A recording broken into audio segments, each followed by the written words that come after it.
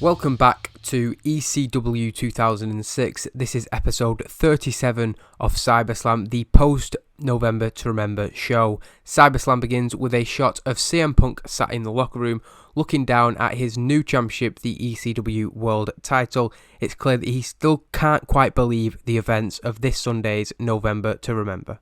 A noise is heard out of shot as Rhino walks into the locker room. CM Punk stands up, going face to face with the man who took his television championship at the opening of that show.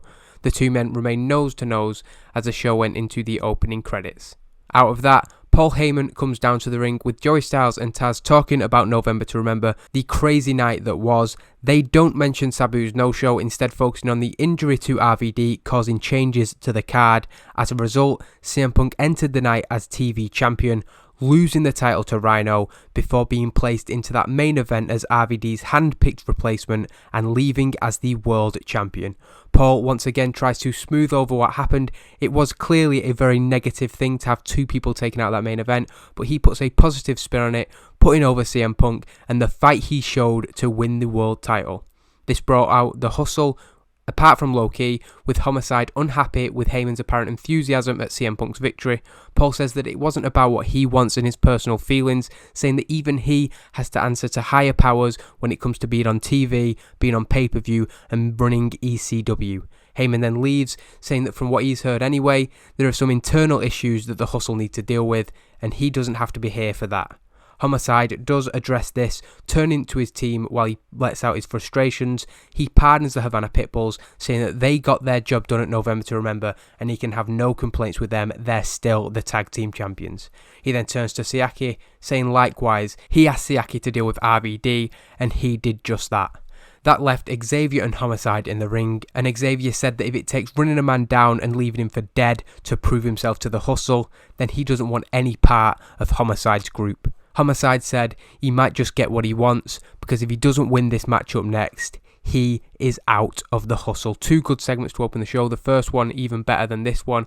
But again, Heyman doing well improvising, Homicide doing well improvising, Xavier not as used to cutting promos, so perhaps that's why he didn't do as well. But we go into the first match of the night. Xavier, a good performance from him, a 57, an okay performance from Johnny Kashmere. It's 7 minutes and 37 it takes for Xavier to pick up the victory over Kashmere. This pleases Homicide, of course. He applauds him, telling him that is the fire he wants to see. Xavier doesn't look particularly interested with what Homicide has to say, not even looking at him. Homicide pats him on the chest, saying that that is the fight we need. This time Xavier does look up, saying you want to see some fight. He then throws a right hand at Homicide before tackling the leader of the Hustle to the ground.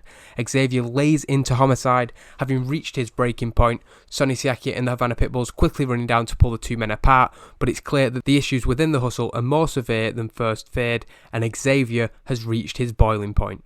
We then get a backstage interview with Tony Mamaluke ahead of his match with Rhino in the main event. But Jade wants to talk about his issues with Little Guido and the apparent breakup of the FBI at November to Remember. Mameluke doesn't want to talk about it and begins discussing his opportunity against Rhino. Before he can get too far into it, Little Guido walks in. Mameluke expects more crap from Guido, but instead, Little Guido's there to apologise. He says that Trinity had a word with him after the pay-per-view, and he admits he was in the wrong. He was a bad loser, Tony Mamaluke deserved that win, and to prove it, Guido will be at ringside with Mameluke tonight, and he's got his partners back.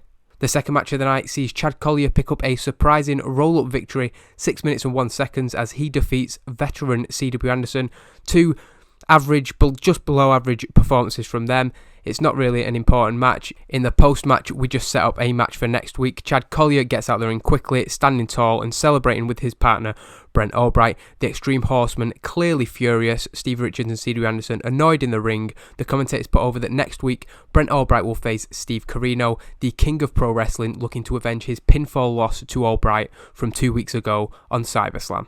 We then see Raven sat in a dark corner of the building, cutting a promo to discuss his actions from November to Remember. He and Tommy Dreamer failed at becoming the ECW World Television Champions as they were defeated by the Havana Pitbulls. Raven tells the story of the Scorpion and the Frog, excusing his actions, saying that this is just a part of Raven's nature. He suggests that Dreamer knew what he was getting into when they teamed together, and he couldn't have been surprised when Raven took him down. Now, order has been restored, their relationship is back where it should be, and he's heard that Tommy Dreamer has challenged him to a match, but he says he's not going to make it that easy for Dreamer to get his hands on him. Before the main event, the commentators discuss Terry Funk's injuries which he sustained at November to Remember.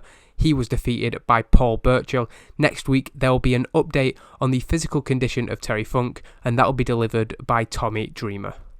The main event is a surprisingly good rating despite Mameluke not doing really well. A 29 is a poor rating, but Rhino with a brilliant 74, the two having good chemistry which helped the match, and Rhino coming out of it looking really good. Decent wrestling but not much heat. Rhino defeated Mameluke, of course, in 9 minutes and 16, but in 9 minutes, Mameluke does get a chance to look pretty good, get some offense in, and continue to try and build that momentum. Little Guido tries to help Mameluke during the course of the match, but this backfires, Rhino hitting a gore to pick up the victory. After the match, with Rhino standing over his opponent in the ring, CM Punk makes his entrance, his first live appearance as the ECW World Champion. The commentators put over Rhino's disgruntlement. He's been furious at the situation, Punk being given a title shot just hours after losing the TV title to Rhino. CM Punk addresses this, taking a microphone and saying that he completely understands Rhino's frustrations, but that wasn't his call. RVD chose him to take the place, and he just took advantage of the situation. He says that if Rhino wants a shot at him, he's more than happy to give him one whenever he wants. This doesn't go down well with Rhino, who scoffs at the idea that Punk has anything to offer him. Rhino says that in November to Remember, he proved only one thing, and that's that he's better than CM Punk. What that also means is that his title, the TV title, is the most important championship in ECW. At November to Remember, that title superseded the world title, and if they ever face champion v champion, it would be Punk getting a shot at Rhino and not the other way around. Punk laughs off the reaction from Rhino, saying that he doesn't care which way round they want to word it. He doesn't give a damn about the semantics of the situation. The simple fact is this: he'll face Rhino anytime, anywhere. ECW World Champion versus ECW Television Champion. So it's a 62C rating there, a positive follow-up to a very good pay-per-view November to Remember. Xavier slightly overused, which is disappointing because we are trying to build something with him there.